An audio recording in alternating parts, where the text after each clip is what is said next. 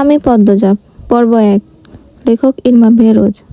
ফাহিমা ক্লান্ত হয়ে ধপ করে ফ্লোরে বসে পড়ল। হাত থেকে লাঠি পড়ে গিয়ে মৃদু আওয়াজ তুলয়। তার শরীর ঘেমে একাকার। কপালের বিন্দু বিন্দু ঘাম হাতের তালু দিয়ে মুছে বার কয়েক জোরে জোরে নিঃশ্বাস ফেলল। এরপর চোখ তুলে সামনে তাকালো। রিমান্ডে কোনো পুলিশই টিকতে পারে না, সেখানে একটি মেয়ে আজ 4 দিন ধরে রিমান্ডে। তার সামনে চেয়ারে বাঁধা অবস্থায় ঝিমোচ্ছে।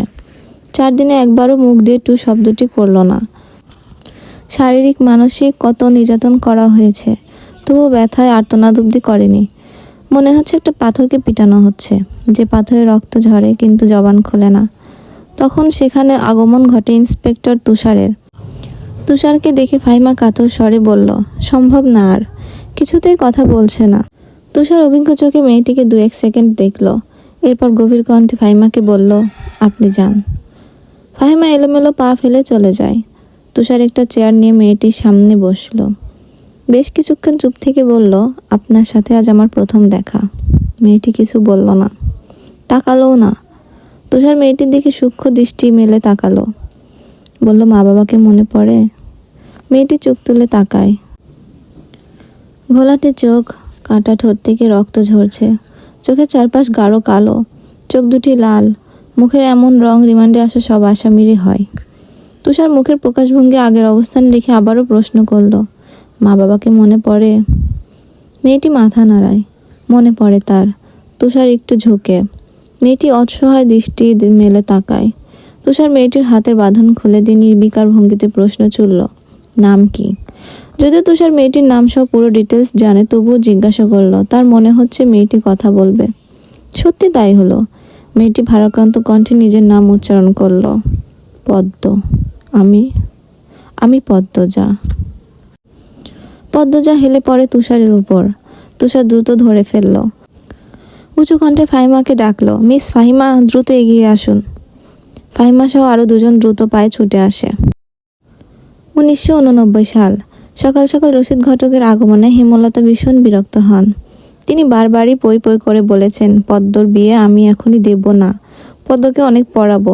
তবুও রশিদ উদ্দিন প্রতি সপ্তাহে সপ্তাহে এক এক পাত্রের খোঁজ নিয়ে আসবেন। মেয়ের বয়স আর কতই হলো, মাত্র 16। শামসুল আলমের মেয়ের বিয়ে হয়েছে 24 বছর বয়সে। পদ্মর বিয়েও তখনই হবে, পদ্মর পছন্দ মতো। হেমলতা রশিদকে দেখেও না দেখার ভান ধরলেন। রশিদ একদোলা থুতু ফেললেন উঠানে। এরপর হেমলতার উদ্দেশ্যে বললেন, বুঝছো পদ্মর মা, এইবার যে পাত্র আনছি এক্কেরে খাঁটি হীরা। হেমলতা বিরক্ত ভরা কণ্ঠে জবাব দিলেন, আমি আমার মেয়ের জন্য পাত্র চাইনি। তবুও বারবার কেন আসেন আপনি? যুবতী মাইয়া ঘরে রাখুন, ভালা না। রশিদ নিজে নিজে বিড়বিড় করে আওড়ান, গ্রামে কি আর সিঁড়ি নাই? একটা সিঁড়িটাই কেন সবার চোখে পড়তে হইব? চাইলেই কি সব পাউন যায়? পর্ণা স্কুল জামা পরে পদ্মজাকে ডাকলো, আপা, এই আপা, স্কুলে যাবি না? আপারে। পদ্মজা পিট পিট করে চোখ খুলে কোনো মতে বলল, না। পরপরে চোখ বুঝে ঘুমিয়ে তলিয়ে গেল। পূর্ণা নিরাশ হয়ে মায়ের রুমে আসে, আম্মা, আপা কি স্কুলে যাইব না? হেমলতা বিছানা ঝাড়া রেখে পূর্ণার দিকে কড়া চোখে তাকান।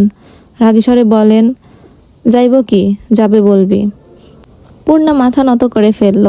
হেমলতার করা আদেশ, মেয়েদের পড়াশোনা করাচ্ছি, অশুদ্ধ ভাষায় কথা বলার জন্য নয়, শুদ্ধ ভাষায় কথা বলতে হবে।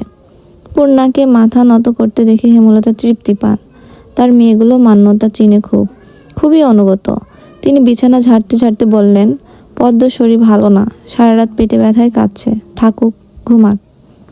পূর্ণার কিশোরী মন বুঝে যায় পদ্মজা কিসের ব্যথায় কেঁদেছিল।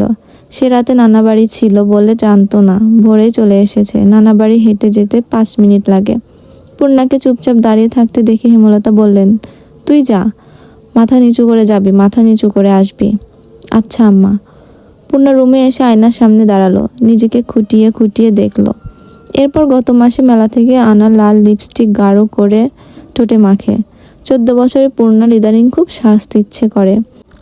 হেমলতা সেজেগুজে স্কুলে যাওয়া পছন্দ করে না বলে পূর্ণা আগে লিপস্টিক মাখেনি। টিন দেওয়ালের কাঠের ঘড়ির কাঁটা সকাল 10টা বাজলো মাত্র। এখনো পদ্মজা উঠল না। হেমলতা মেয়েদের রুমে ঢুকেন। পদ্মজা 2 হাত ভাঁজ করে ঘুমাচ্ছে। জানালার পর্দা ভেদ করে আসা আলতো পেলব রোদ্দুরের স্পর্শে পদ্মজার মসৃণ পাতলা ঠোঁট ফর্সা ত্বক চিকচিক করছে। হেমলতা বিসমিল্লাহ বলে 3বার ফু দেন মেয়ের শরীরে। গুরুজনরা বলেন মায়ের নজর লাগে বেশি, নজর কাটতে বিসমিল্লাহ বলে ফু দিতে হয়। হেমলতার মায়া লাগছে পদ্মজার ঘুম ভাঙাতে, তবুও আদরের গলায় ডাকলেন, পদ্ম, এই পদ্ম। পদ্মজা চোখ খুলে মাকে দেখে দ্রুত উঠে বসে। যেদিন ঘুম থেকে উঠতে দেরি হয় সেদিনই হেমলতা ডেকে তুলেন। পদ্মজা অপরাধী কণ্ঠে প্রশ্ন করল, বেশি দেরি হয়ে গেছে আম্মা? সমস্যা নেই, মুখ ধুয়ে খেতে আয়।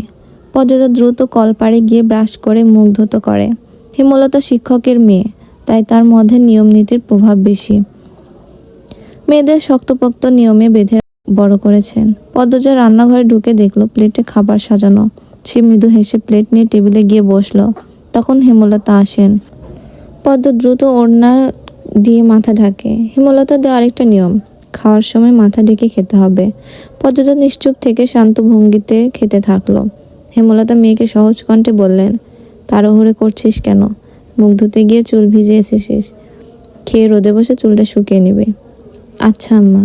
পূর্ণা আসছে, স্কুলে গেছে, প্রেমা দুপুরে আসবো। আম্মা, আব্বা কবে আসবেন?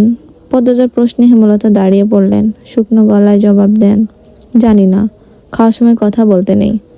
হেমলতা চলে যেতে পদ্মজার চোখ থেকে টুপ করে এক ফোঁটা জল পড়ে পাতে।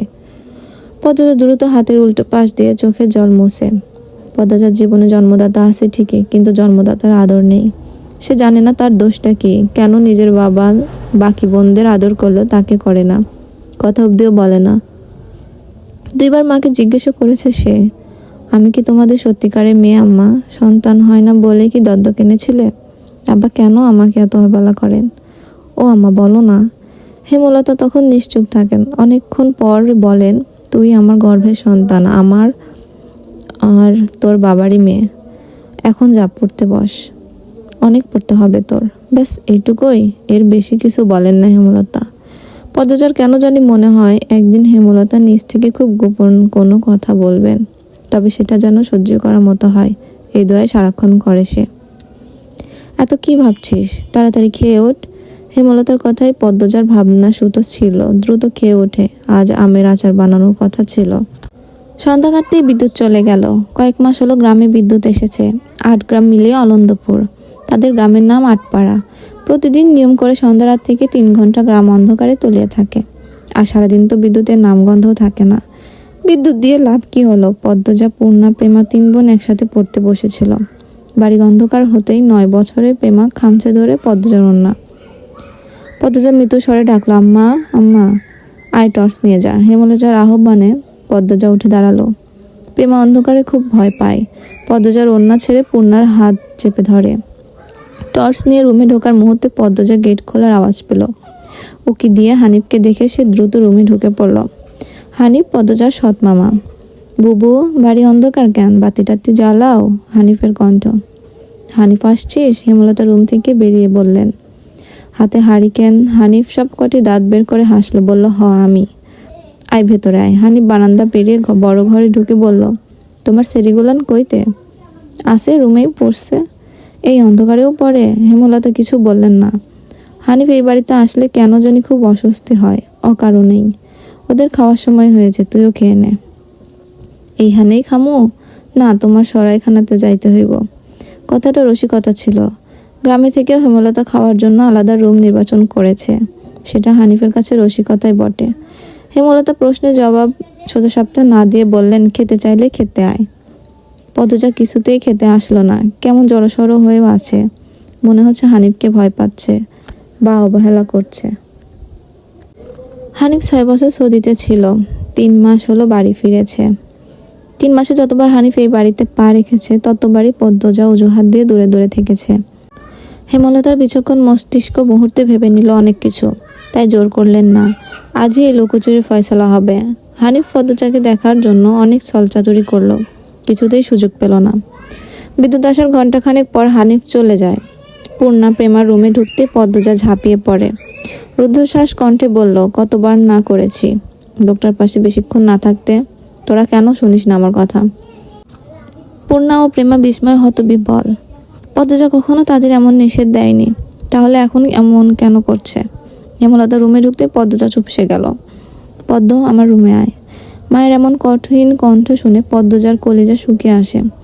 হেমলতা নিজের ঘরে চলে যান। হেমলতা মেয়ের দিকে তীক্ষ্ণ দৃষ্টিতে তাকিয়ে আছেন। পদ্মজা নতজানু হয়ে কাঁপছে।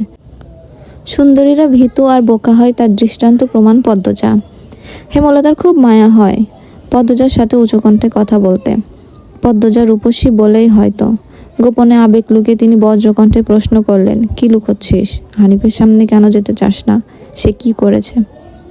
পদ্মজা ফোপাতে থাকে। হেমলতা সেকেন্ড কয়েক সময় নিয়ে নিজেকে সামলান। কণ্ঠ নরম করে বললেন, হানিফ ধরিবাজ লোক, সৎ ভাই বলে বলছি না, আমি জানি তার ব্যাপারে। যে কোনো কথা আমার বিশ্বাস হবে। তুই বল, কি লুকোচ্ছিস? মায়ের আদরে কণ্ঠে পদ্মজা আচমকা বাঁধ ভাঙা নদীর মতো হু হু করে কেঁদে উঠল। কণ্ঠে আছি আমি মুন্নি। পরবর্তী পর্বের জন্য পেজের সাথে থাকুন। অবশ্যই ভালো লাগলে লাইক, কমেন্ট, সাবস্ক্রাইব করে পাশে থাকবেন। ধন্যবাদ।